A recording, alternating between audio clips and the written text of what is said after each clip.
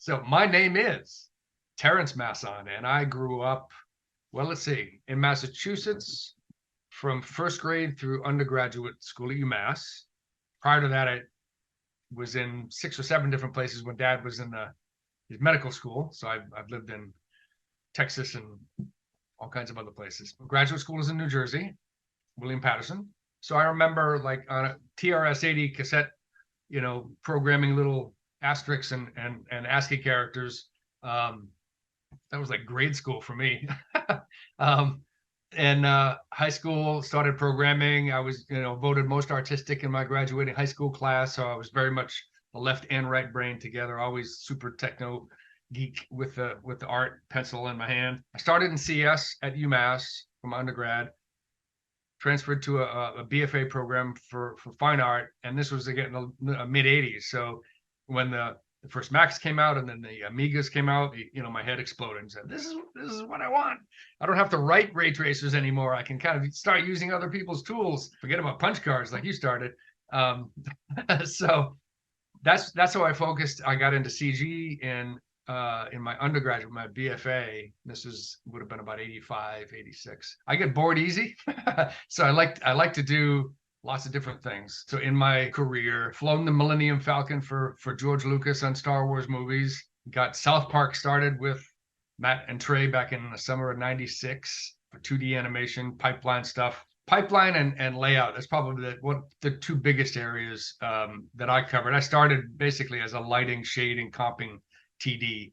I was not one of the very smart guys who did the procedural programming Beatles for the Mummy. I could not do that with all the training in the world. So lighting, comping, character-based stuff. I love lighting, gigantic, really super complicated crowds like in Small Soldiers and things like that. So I could handle really big, complicated setups. I got into camera and layout. So I was a digital DP in a couple of features and did pipeline for layout, consulting for Disney and DreamWorks. Worked for our good friend and mentor, the late, great Douglas Trumbull, and many other great mentors. Did a first party release on the startup of the original Xbox for Universal Studios. Did a location-based mobile augmented reality startup company. So I've done a lot of XR stuff, basically any way to create a pixel. The first conference I was able to go to was 88 in Atlanta when I was still in school. And then I very quickly after that started volunteering.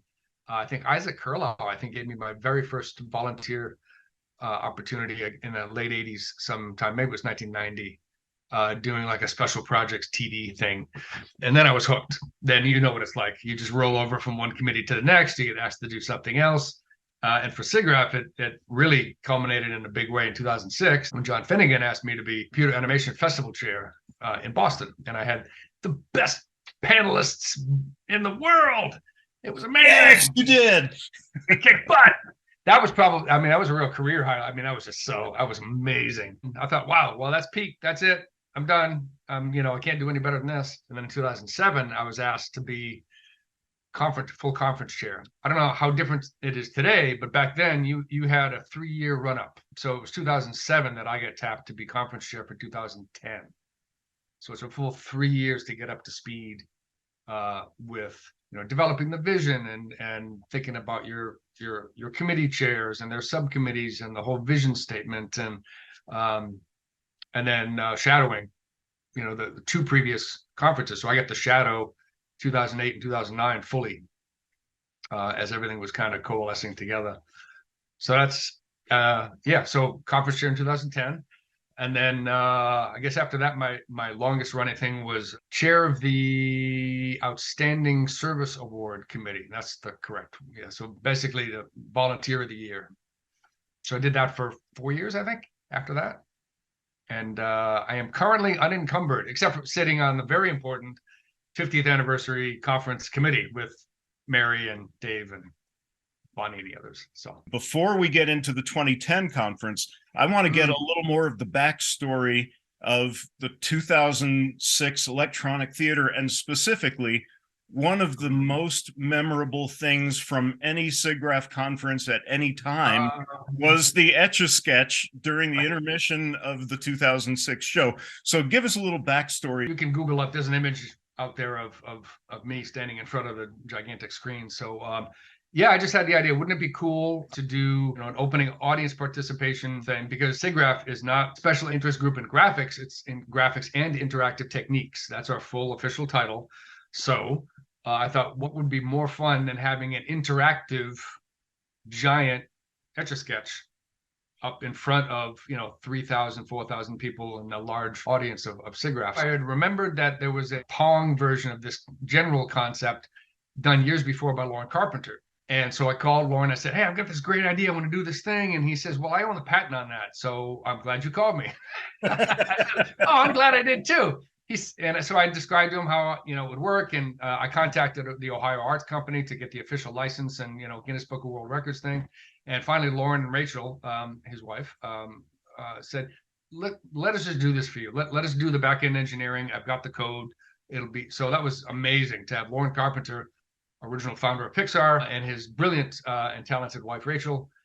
So yeah, they basically handle the back end, and I designed the whole experience where half of the audience on the left and half of the audience on the right controlled the left and right knobs respectively.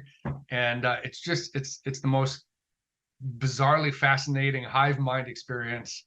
The introduction was, "Okay, everybody, you on the right, you control the right knob. You on the left, you control the left knob. Hold up your paint sticks with the red and the green shiny thing. If you want it to turn left, hold up the red. If you want it to turn right, hold up the green." And that was it. And then suddenly, 2,000 people each are simultaneously turning these knobs and tracing objects. So I started off, I think easiest was a circle, and then like a square or a triangle, and people were really, it was like bizarre. This thing was drawing a circle on this, this huge, I don't know how big it was, 100 feet tall screen. And then, of course, I had to throw up a teapot. Boy, was that fun. Yeah, you're right. It's probably the most fun I've ever had on a SIGGRAPH. I wish there were more kinds of things like that, but it's so incredibly time consuming. It's a good example to tail into, what it's like being a conference chair. Is you really have to have people from the conference chair on down that are absolutely singularly passionate, from the student volunteers up to the program chairs, because, one person, can't do anywhere near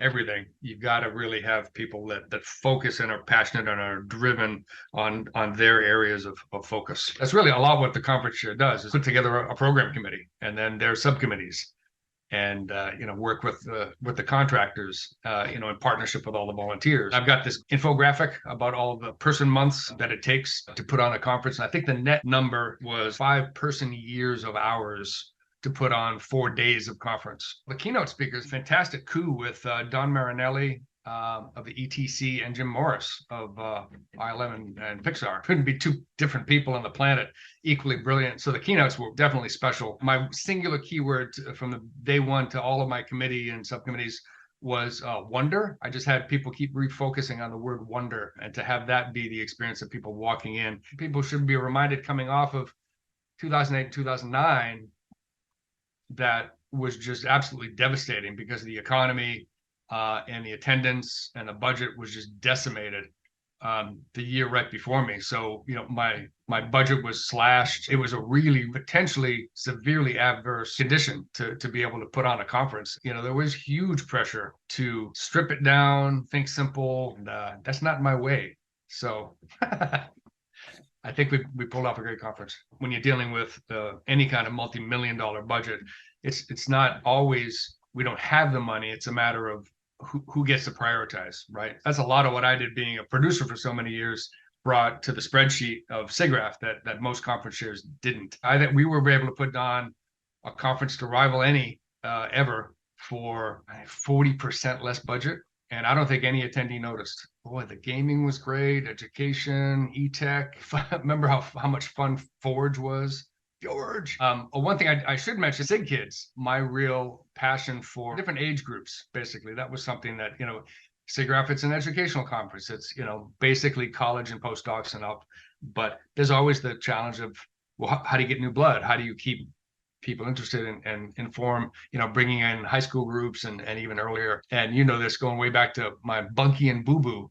I'm always childlike, child focused as topics and inspiration. When you've been to 30 conferences, even your own kind of tends to blur Because as you know, every time we bump into each other at SIGGRAPH, we pick up the conversation that we ended the year before like it was 2 minutes ago. It's kind of like one SIGGRAPH conference that lasted 30 years. Now it's on to the next generation. So, you know, the student volunteers is really the churn that drives a lot of the SIGGRAPH conferences. So I've been in education for at least a dozen years, 12, 15 years, something like that. And I've been at the School of Visual Arts as the chair of the 2-year MFA computer arts program. So I've got over 100 graduate students, which are highly encouraged by myself to be student volunteers to SIGGRAPH.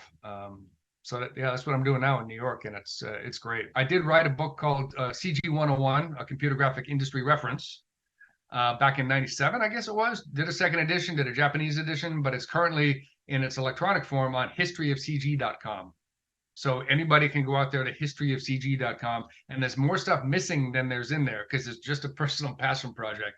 But send me anything you got, and I will absolutely add it instantly. And you'll see the theme of that, which was also the underlying theme of 2010. The conference was the people behind the pixels. It's all about the people behind the technology and the processes and stuff. So visit historyofcg.com and add to the archives.